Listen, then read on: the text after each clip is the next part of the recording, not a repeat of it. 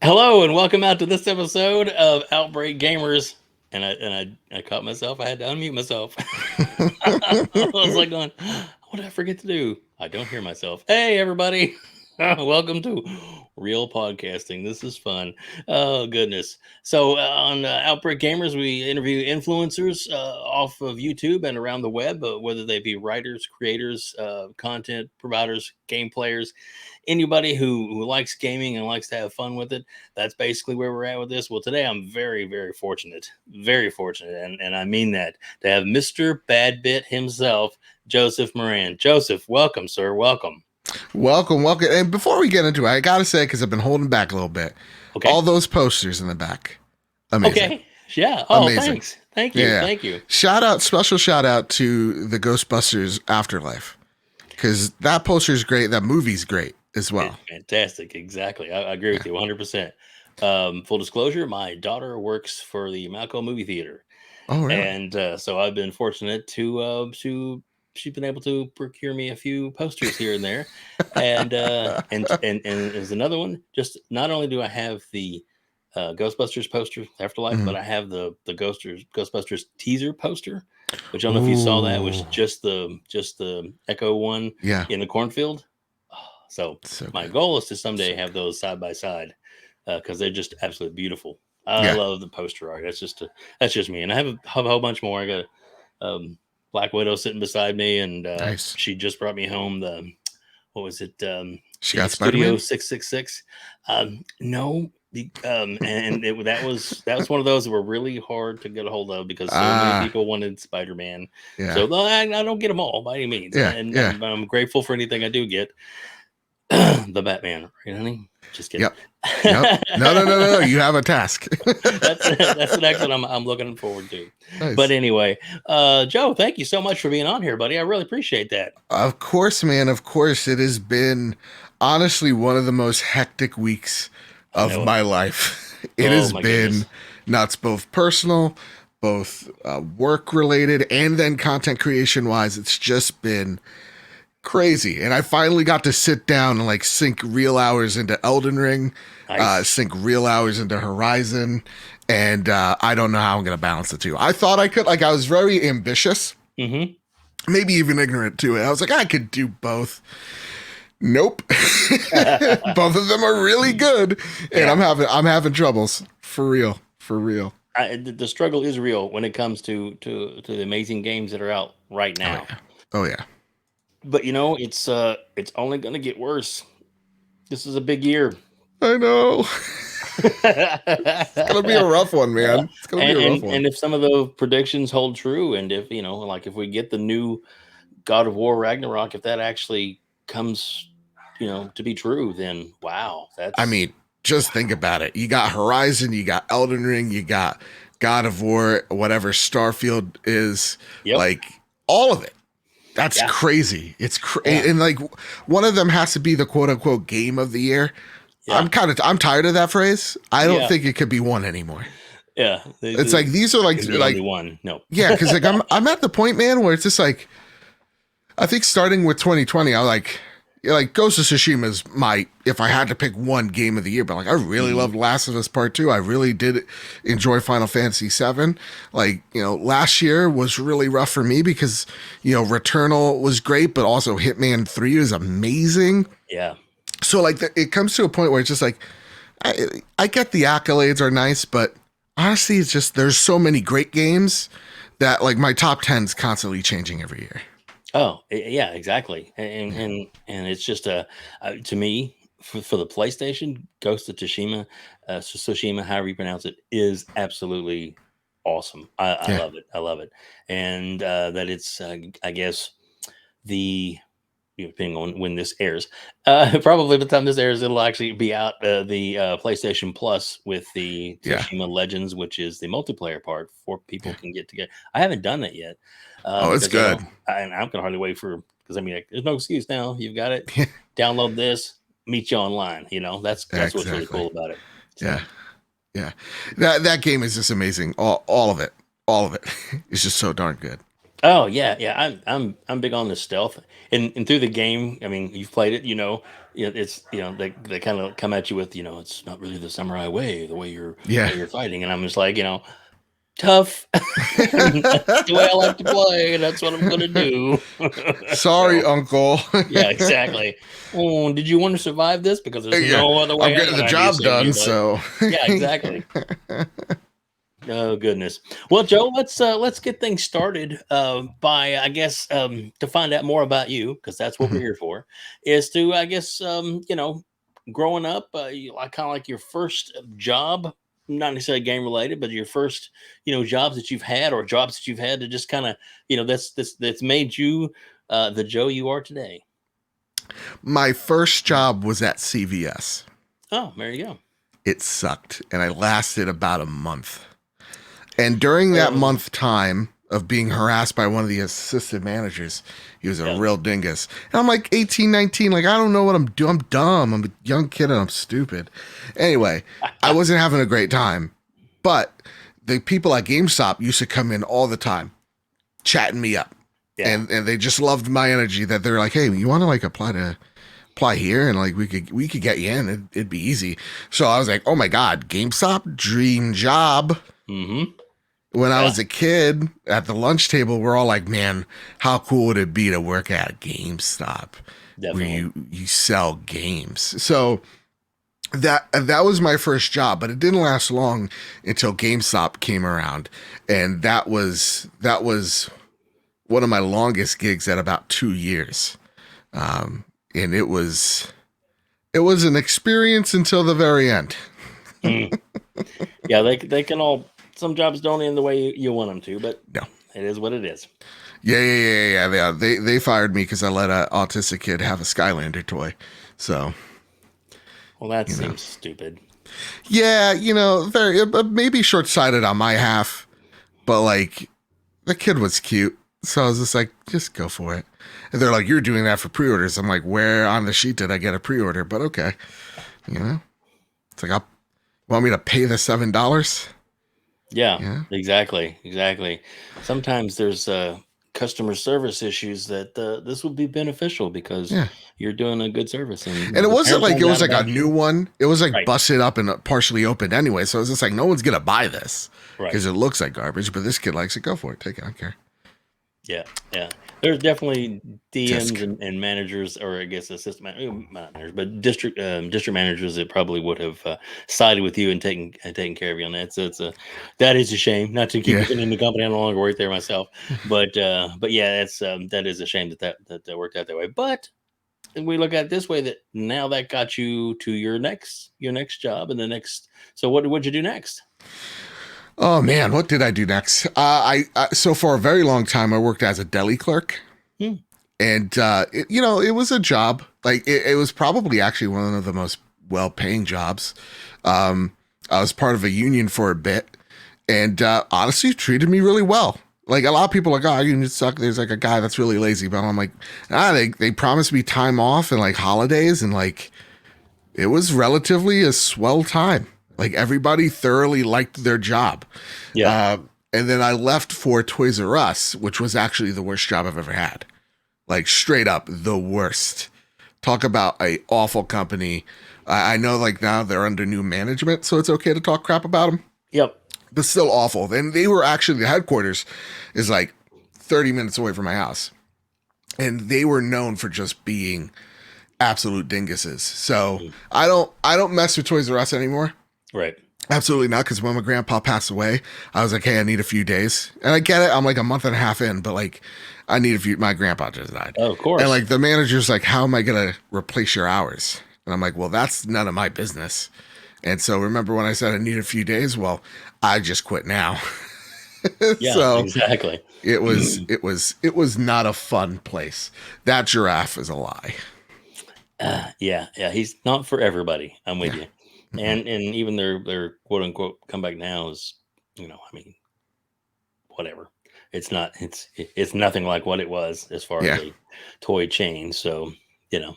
But anyway, neither here nor there. So what? So after that, what happened? Moving on. What else?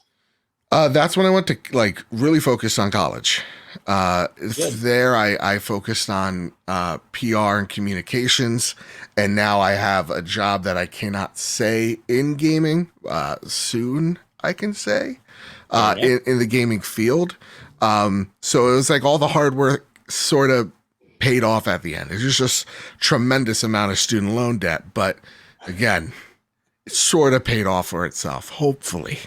Knock Right. on wood. Right. But Well, yeah, and during that tenure, like I started this, and this has grown what was originally planned to be like, oh, if I could get a YouTube channel to 1,000 subscribers, it'll show companies that I know what I'm doing. right. And what I've always said when I'm in those interviews is like, and we did that sixfold, and then I started this podcast, and now we have thousands of people listening every week, and it's just avalanched into something way more than even I thought of way back when what this could have been.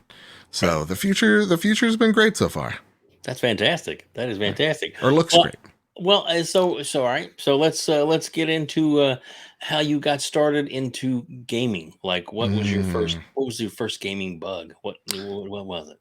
I watched my brother a lot on the NES.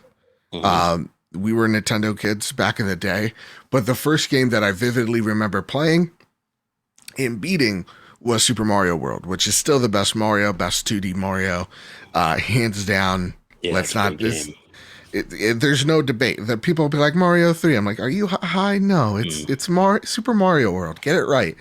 Best first level in a video game, just teaches you everything you need to know without saying it. It's great. It really is. And that is the moment where I truly fell in love with gaming, was Super Mario World, and getting all the different colored Yoshis was fantastic. Yeah, love the Yoshi sound. Oh The yeah. little tongue. Yeah. Yeah.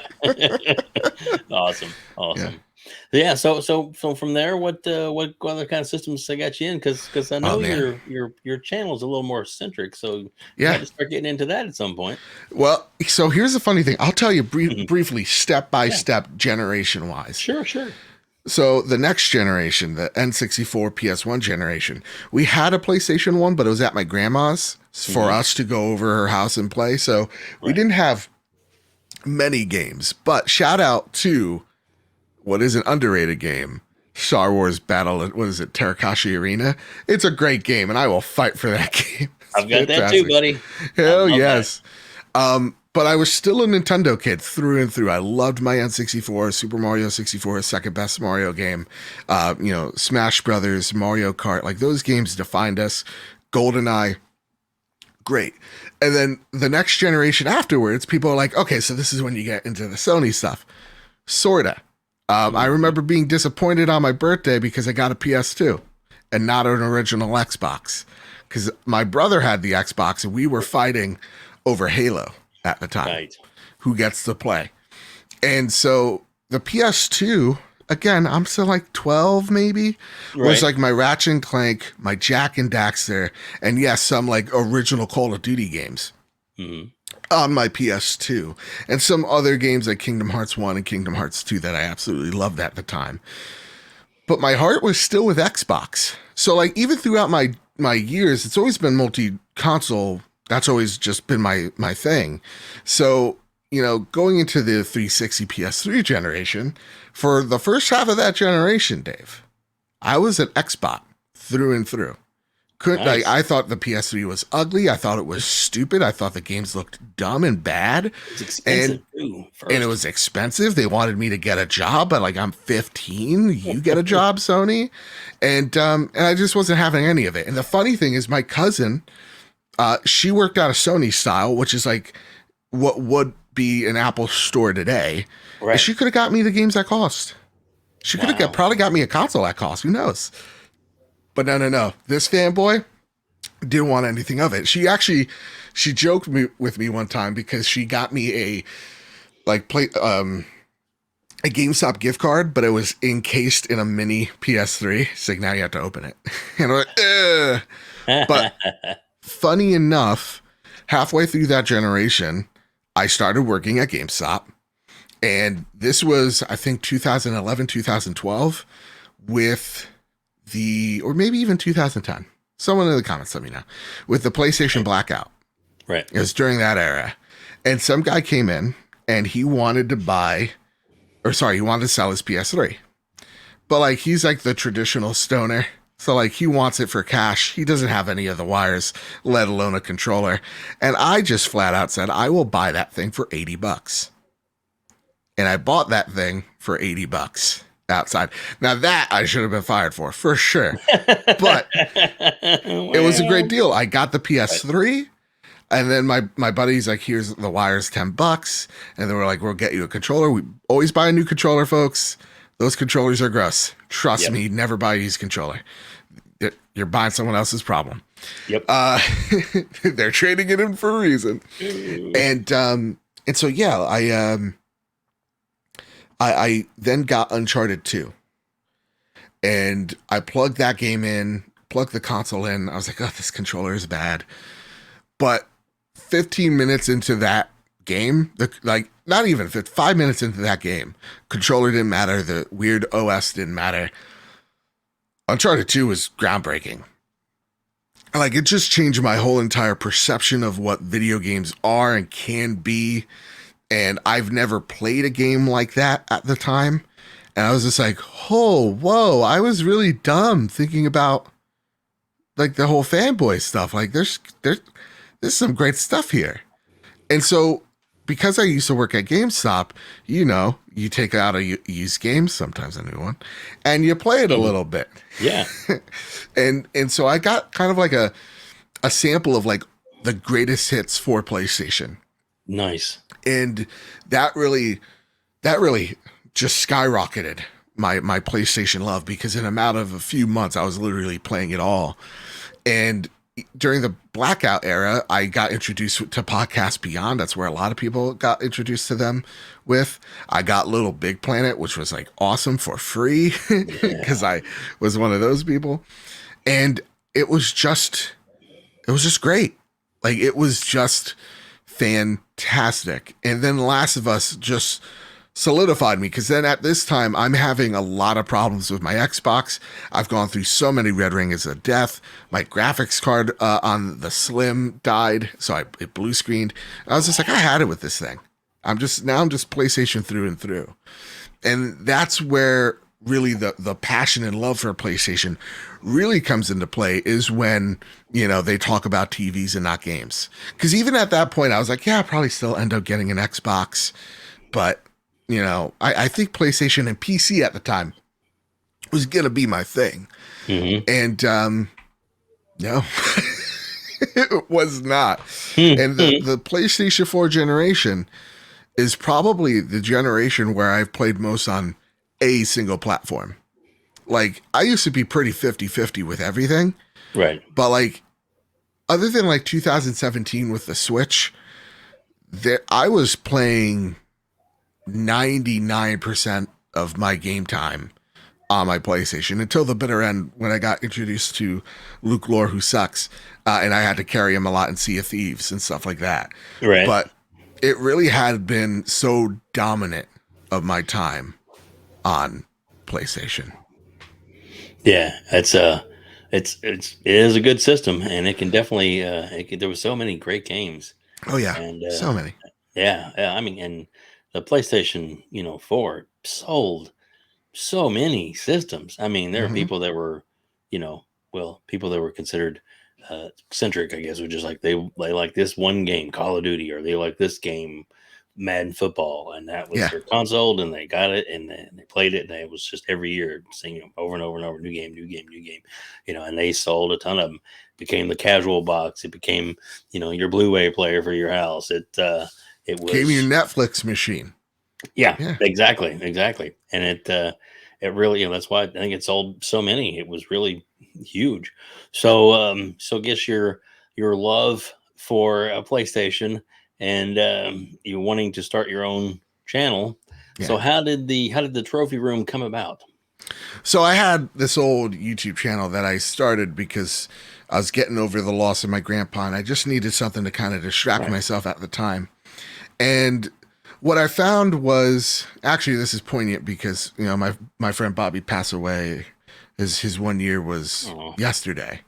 But there was a point in time where he was a Nintendo centric creator, and I was doing like everything. Like I was talking about all the news, but it's like clickbait garbage. And so there was one time with the Philip Misa thing, I made a video and he called me up, and it's the greatest memory I have of him because he was just like, "Hey Joe, I saw your video." I'm like, "Yeah, it did well, over 10,000 views. This is really cool."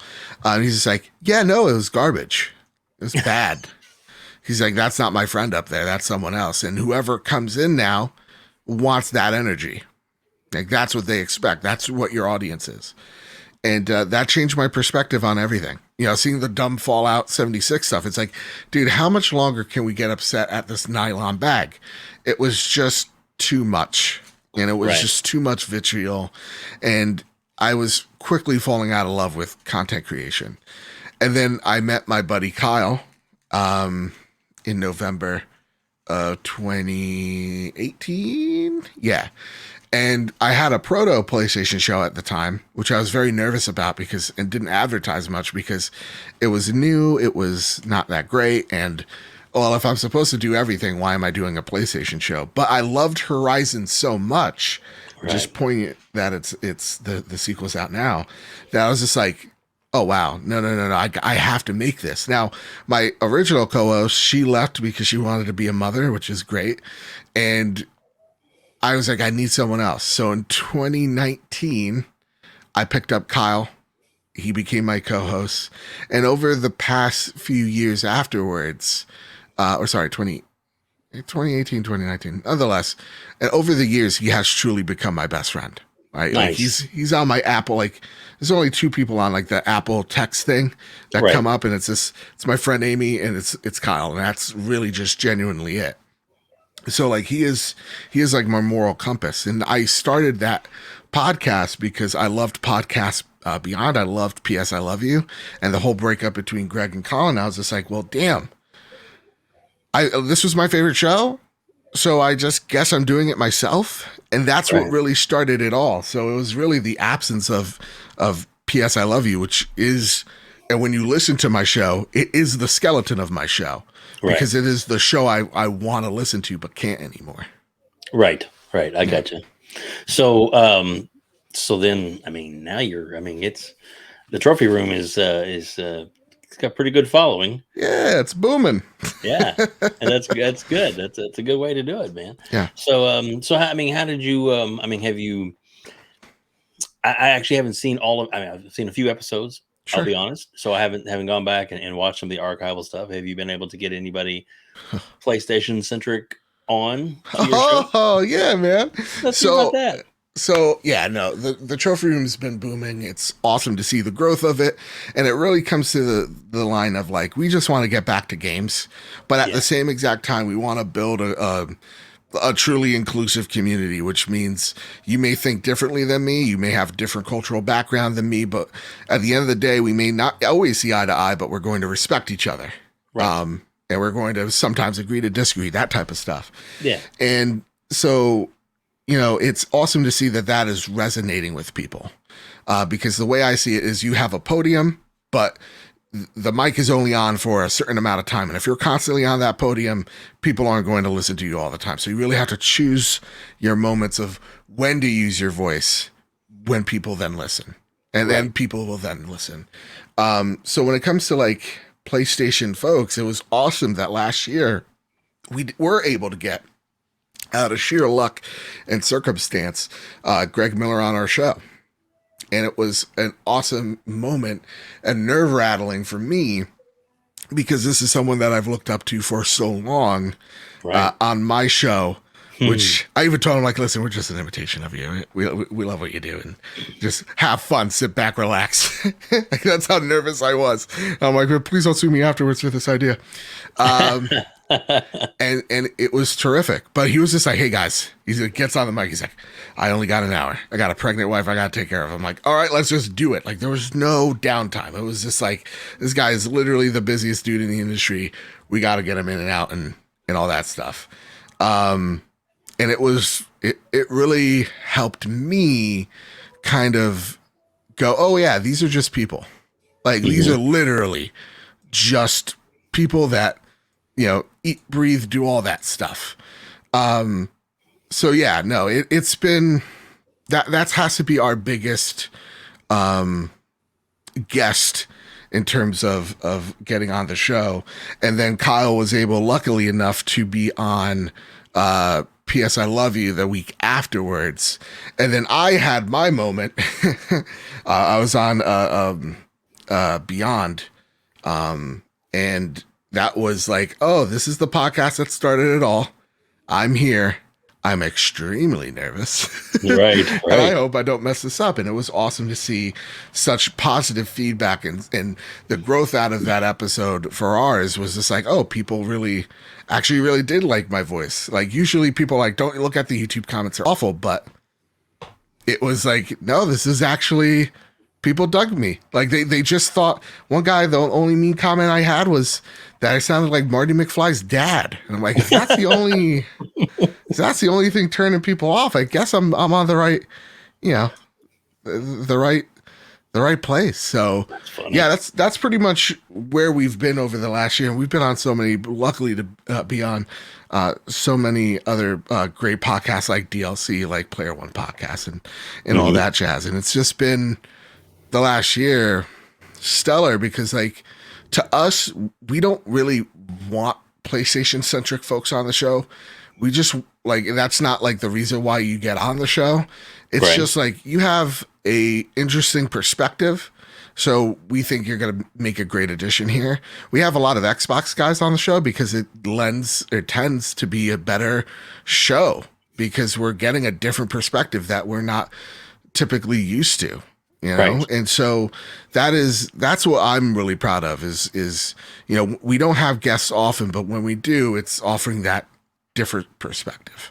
Yeah, and that's great. It really Yeah, is. I tell you, I first saw you when you were a guest on Boom's show, Mr. yeah, Boomstick, one of his shows. He has many. yeah. So how did that come about? How did I guess Boom reach out to you? How did that happen? Yeah, you know what? It's been so long, and I've known him for such a long time, and I owe a lot to him because, honest to goodness, like, because of him, I was able to meet so many other awesome creators out there as well. And I think I just reached out, and he reached back, and he dug the cut of my jib so much. He's like, "Hey, would you want to be a regular at some point?" And I was just like, "Yeah, sure." Just for the while this global panorama of which we live in kind of gets settled, sure. And so I was at it for, I think, about a good solid year, just talking Xbox, which was always strange because I was always the PlayStation perspective. But I think what's different for me than a lot of other PlayStation, you know related content that's outside Beyond or PS I Love You or Sacred Symbols is like we're not fanboys.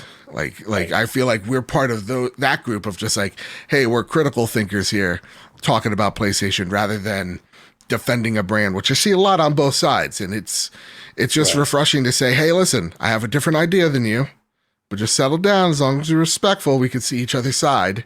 And Yeah. that's a big thing with me. And so it's awesome to see that has bled through, because the one thing I don't want to be is like a negative Nancy towards everything. I don't want all my posts to be like positive and whatever, but I want it to be thoughtful, and I want it to come from a good place rather than a negative space. Well, I definitely think you do that very well. Like I said, when Booms had you on the show, and you've been on as a regular on his show, your perspective.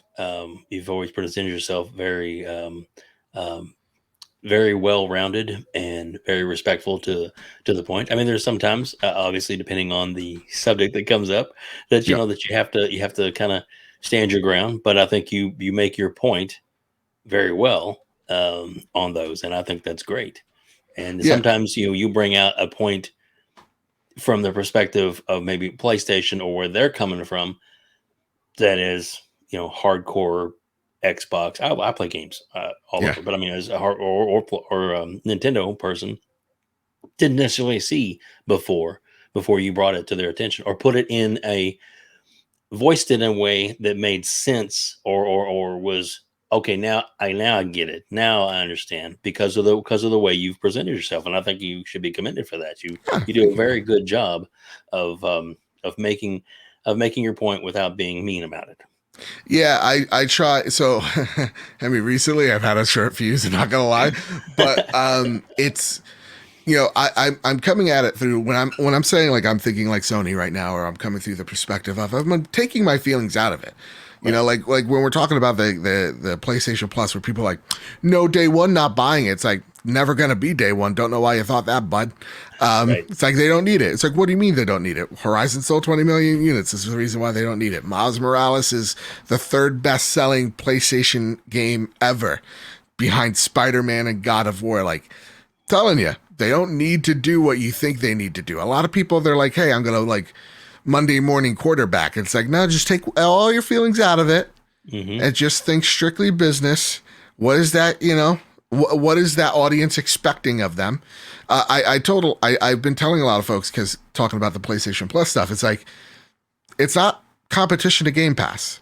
It's just a substitute of. It's just to have something similar on our side, right? And whatever the consumer thinks is fine on that side, then they'll go with it. And if it's bad, guess what? They will fix it, right? Like, because they have to.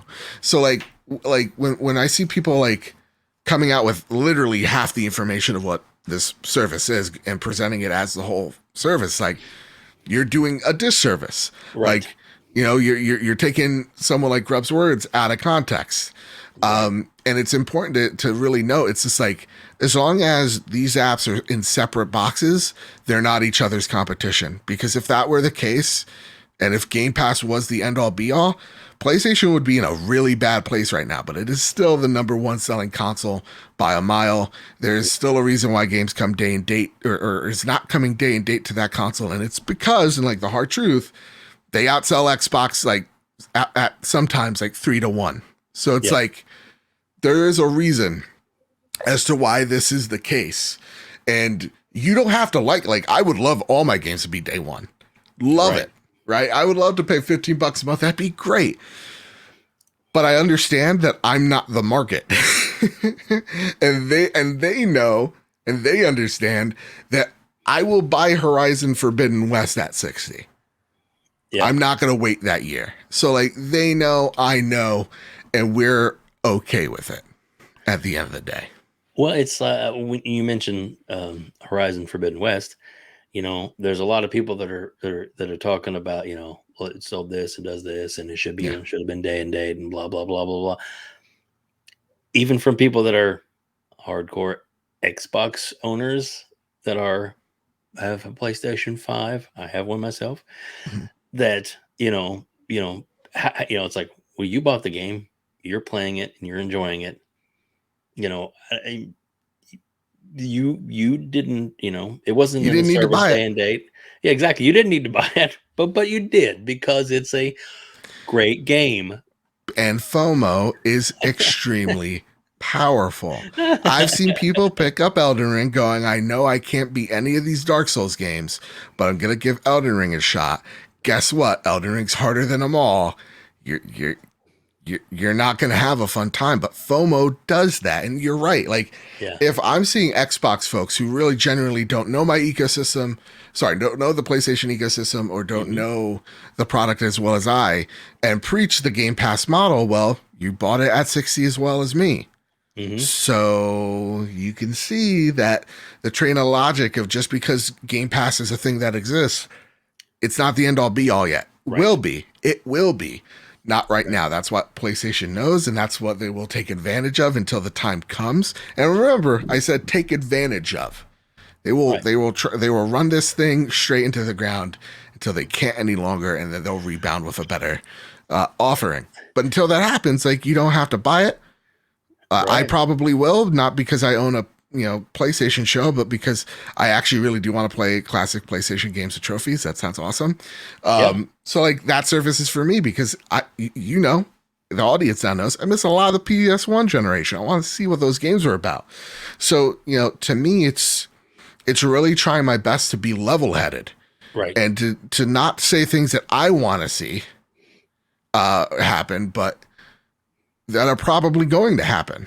And I feel like not a lot of creators divorce their feelings from the product unfortunately. Right, and that is a that, and there are some there's let's I don't want to bring him up much, but there was that one comedian that made his point. I can't think of his name now. Not Andy. Oh my gosh, I can't think of his name. Saved my life. But he went on a rant Mhm. about the Xbox and Game Pass and Oh, the Adam ruins Adam. everything guy. Yeah, Yeah, Adam the con man. I mean comedian. yeah, Yeah. So but his and if you step back and look at what he did that for a reason. Whether he yeah, believed it or not, he did it because he wanted to get views and hits and all that stuff. And he was not, he's a comedian and yeah, he wants to be relevant, yeah. you know. Well, it's not just So that. It like from if we're talking about the same person, I think we he are. yeah he used to work at True TV, right? He had a very successful channel, Right. Right. but then it was bought out by some large conglomerate here, Hmm. and then that conglomerate didn't know what to do with the channel, and so they literally just stripped everything out of it. And so Yeah. he's coming through that jaded perspective of like he's coming out of the worst case scenario, Right. right? And in truth be told, when it comes to like Xbox's risk here, it's calculative for sure. Right. It's still a risk, and it could still fail, Yep. right? Like we And haven't seen the train actually take off the rails yet. So like he's coming at it through that perspective, like why are we just and it's one point that I come up with is like why do we just cheer for consolidation? It doesn't make any like to me it doesn't really make much sense. Like why are we cheering of this Blade Runner future? It's like it's an inevitability for sure, but it's something that right. we shouldn't like be like cheering for because if there's one entity that is going to run everything or two entities that's going to run everything, there's no choice there. Like you have cable, Comcast, it's the devil, Yep. right? But like what's your choice? The fact is there is none. Right. Or And limited choices. and that company will be good until they are the sole content provider. And then they do get to make their rules. Hmm. And so like it's not out of the realm of possibilities, but the way he framed it was not great. And Right. at the same exact time, I don't think Microsoft would do any of that as well, Right. Right. Well, the because they're lower already valuation, I don't know. But yeah. yeah, all those companies are already at risk of being broken up. So like they don't want to rock any boats, Right. which also some people don't understand. Yeah. And Crazy. I mean, I don't know. Sony's made a lot of acquisitions as well. Yeah, And then there's what the Tenjin or whatever that's made Tencent. Yeah, who made a huge amount of acquisitions. What was it they said? they're the Every scary 3 days ones. they buy a company. Yeah, seems like Wow. it's yeah no like they're huge and they're scary because they have a literal arm in the Chinese government, which is just Yeah. not ideal. Mhm. And like PlayStation's bought a lot too, and the reason why I get more excited for those deals as of right now Mhm. than I do for Microsoft is because we throw around the word organic a lot. I Right. don't particularly do. I throw around the word relationships. Yeah. Is that the people that they're buying have deep relationships with each other. Right. Housemark, Bluepoint, Valkyrie, Fire Sprite, all of them have relationships or tangentially tied to PlayStation in some way, shape, or form. And it goes back to that Nintendo quote a few weeks ago. It's just like Nintendo was like, we're not going to really buy anybody. Like we're not going to go out there and buy Capcom. You don't have to worry about that. Those companies need Nintendo DNA. Mm-hmm. And I really like that quote, Nintendo DNA, because I don't want, and again, I state this here now, though I do think it's the case, they are going to buy a publisher because they need to secure content for the future. Right. But like that publisher doesn't have PlayStation DNA. And that scares me because that then changes my culture of game creation, possibly. But that is the thing that the consolidation is scary because it brings on a lot of change and a lot of unknown factors. Mm-hmm. But at the end of the day, it is the reality, and we're going to see a lot of them as this year and probably into a little bit of next year goes. Right. A lot of them. Yeah. So let me ask you this. Sure. So Sony has said that they are working on 10 games Yeah. that are going to be oh my god, I just lost train of thought of Games what of it was. service. Games of service. Yeah. Thank you so I much. got I was like sitting you. there going, wait a minute, what was I just getting ready to ask? Yeah. But yeah, games of service. So in your mind, what does that mean, and what could some of the possibilities be? Obviously, I'm not trying to. We're just it's theory, guessing, or just your what your opinion is.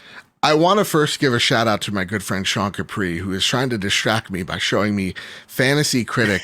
He's just like all I'm hearing, Dave, is a bloop, bloop, bloop, and I don't know how to silence it on Discord. He's just showing the Fantasy Critic lead. This is a guy who also hosts a Xbox podcast, the Xbox Drive. It's great. Right. He's literally in his car podcasting with his friend, but like they're probably going to win this year, but they did not choose a single Xbox game. So it goes to show what they're all about. Nonetheless, so funny. Games of service. It's a scary thought because we've known PlayStation for being these awesome storytelling games, right? Action RPGs or action adventure, action somewhere in it. Right. And games of service that's kind of counterintuitive for what we feel as PlayStation fans, but it's also the future. Again, right. It's a scary one that is going to help provide those still awesome single player focused games to the platform. Right. And I think it's important, and I think Halo's struggles right now actually it actually could mirror the situation as to why PlayStation or Sony bought Bungie. It's right. Like you can see when a company like Bungie gets the model right, and you can see what happens when a company like 343 gets it wrong. And like right now, like I love Halo Infinite. I've put literally more than a week's time into Halo Infinite. Yeah. So challenge me, haters, but it is it's going through a tough time right now. Whether you love it or hate it, right. It's going through a tough time because the progression is broken, the loot doesn't feel good, and overall the battle pass is just not great. Right. And you're seeing people jump off because that sense of progression isn't there. It's why games of service like Bungie, having those tools in place, I'm like, okay, so this is why PlayStation bought it. Because they don't have those tools in place. They don't have the know-all or wherewithal to do this on their own. And that's why they have Bungie here. Mm-hmm. So Bungie actually gives me a lot of faith that whatever they're building on the back end, mm-hmm. Twisted Metal, factions, again, I'm in my noggin, I know what's true. Right. That Marvel multiplayer game, whatever's next from them, they're gonna have those tools in place. Nice. That hopefully have a smoother transition. Because no matter what, every games of service is gonna launch a little rough, but they're gonna have a seamless or a more seamless transition into that games of service future. So, to me, I those acquisitions now start making a little bit more sense, mm-hmm. and that's why I'm not as nervous. Because if I get, let's just say a Marvel's Ultimate Alliance, but actually good on PlayStation, and they get the microtransactions thing right, well, I'm just gonna have a fun time. It's gonna be great, right? If factions, doesn't dilute itself by offering funny, silly hats, I'm going to have a fun time with factions, right? Twisted Metal, probably going to be free to play, and a lot of these games of service are going to probably be on Spartacus as well, day and date. So, I assume that this is one of the many things in place to keep PlayStation relevant in the next 5 to 10 years, for sure. Yeah, I agree with you 100% that is a good roadmap that they can be on by acquiring, Bungie and their, I don't necessarily technology, but their expertise in that. And, I think that the Twisted Metal would be definitely a good one to do. Yeah. They have a lot of, and they had like SOCOM and Siphon Filter and some other great franchises. I love Siphon Filter, man. That was one of my favorite stealth type games. Again, I have no information on any of these things I'm saying. Yeah. But that one's happening. I Yeah, would be surprised nice, if that's not happening. cool. I hope Because so. there was like a rumor like a few weeks back of like, Yeah, hey, they're working on something that's Splinter Cell like, and I'm like, okay, so what's the only thing that's Splinter Cell like that they have? siphon filter. Siphon filter. Let's do it. Yeah. Well, from your lips to So Sony's good. ears. It'll happen. Let's, You just got to believe. there you go. There you go. Gotta believe. Gotta believe. Gotta Like believe. Boom believes about banjo, right? That has to happen. It has to. It It has just to. has to. And Yeah. someday he'll will it into existence. Oh goodness, goodness. Joseph, Mhm. Mr. Badbit, thank you Yeah. so much for being on here today. And before we let you go, I like to kind of I guess get a perspective on you of like what is your, and we may have already kind of talked about it a little bit, but what is your favorite franchise or favorite game of all time that you've played that's like, oh, what is that? Bloodborne. There you go. It's that beautiful boy over there. You go Yeah. around. There's a little hunter behind Ghost of Tsushima, and then Yeah. also Ghost of Tsushima. This is my stuff. Yeah. Yeah. Yeah, no, it's. We'll wait to finish Elden Ring, but right now Bloodborne is my favorite from software game. If there's a franchise, quote unquote, that's my favorite. It's anything that Miyazaki touches. Yeah. I He's so typically good. love. Yeah, even if I can't beat him, Right. it's just great. It's Yeah. just great. And it sucks because like Forbidden West is also great, Mm-hmm. but Miyazaki though, Yeah. that would be one acquisition that's going to be crazy. Whoever picks up that company.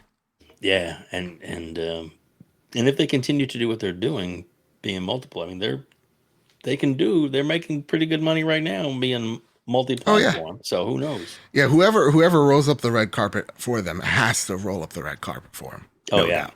No doubt. Definitely, definitely. All right, so let's get to probably my final big question. Okay. Um, because of course it depends on who I'm talking to as to what in their mind is a game that's, I'd say, announced, hmm that's not been released. What is your most, I guess, anticipated game that you're looking forward to in the future, whether it's immediate future or way off in the future? I already got Elden Ring. I already got Horizon. Most of these games, they're great, and this was a hard question. Um, if Ragnarok comes out this year, it's Ragnarok. We'll Right, there find you out go. in March. Yeah. Um, we will see about.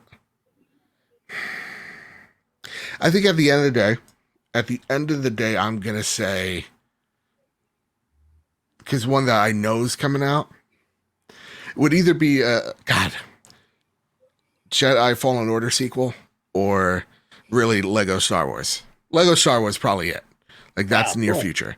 I don't usually mess with Lego games. I've played like the first few levels and kind of dropped off, but Right. this one looks stellar. I love Star Wars. There's a Mando costume, and I'm just in. Oh, there you go. There you Yeah, go. yeah. I'll have to agree with you on that too. That was a very good choice that you have Thank, made, no thank you, better sir. one. So what's the future for your show, the Trophy Room? What's Yeah. any big guests coming up? Anything coming up in the future? Anything you can talk about? Honestly, for the next month or two, it's about just staying focused. And as I transition into this new job, it is about just making sure I can balance it right. Then once I know I can balance it right, that's where Joe will start pitching to everybody out there. But really, it's just Right. maintaining course. It's awesome to see that in what is supposed to be the slowest months for podcasting, we have still seen continuous growth. Yeah. So if if we're hitting the numbers we're hitting now, I'm going to be very pleasantly surprised, let's say, by where we'll be, or pleasantly happy. I'd be pleasant Yeah. when December rolls around. Right. This is looking to be another big year for us, and just shooting my shot. Nice. Well, first I have to say, congratulations on your new job, and I Thank hope you. everything works out good for you. Thank you. We're rooting for you 100%. And I also got to tell people that are watching and listening that that this show is, the Trophy Room is definitely a show that you should definitely subscribe to. His YouTube channel. I'll have the link in the show notes. And it's a very good perspective Thank you. for gaming and in general too. Just so I encourage everybody to like, share, and to hit the little bell icon so that every time he has a new show come up, that you are right there in the mix to Yeah. watch the future that Joe brings us, Mr. Bagbit. Thank you. So Thank you. And yeah, the main place that we are on as well is iTunes or Apple Podcasts, Spotify, Google Play. We are one 5-star review away from 250 reviews on Apple Podcasts in North America. Nice. So make sure you be number 250. And we are close to, I think, what is it? 260 reviews on Spotify. So drop us 5 stars there. It really does help us out. Like Spotify, when you search up PlayStation, so far so good. We're literally the first show that comes up. When you type in Apple, we're like on the first top 10, I believe, 2 rows of Apple Podcasts. So it really does help us out when, you review any of us, because it really does help get more awareness to the show. It does. It really does. And as you can see down below, with the availability on iTunes, Spotify, iHeartRadio, and it's it really is. It's important to be able to read, and it's nice too. The convenience of being able to just consume the media the way that you want to, whether you're in the car driving and you want just something good to listen to, or I was listening to the Xbox 2 podcast in the car this morning. Yep. Even though I watched the show last night, I was listening to it again this morning on my way to my mom's to help her this morning. So it's a nice way to consume those, and we'll have all his links and everything in the show notes. Thank you. Thank you so much for being on here, Joe. We really appreciate it a lot. I really do. And if anybody wants to get more into this, you can find us at outbreakpodcast.com. That is the easiest way to find us, because all of our links, show notes, and we do other shows besides just gaming shows.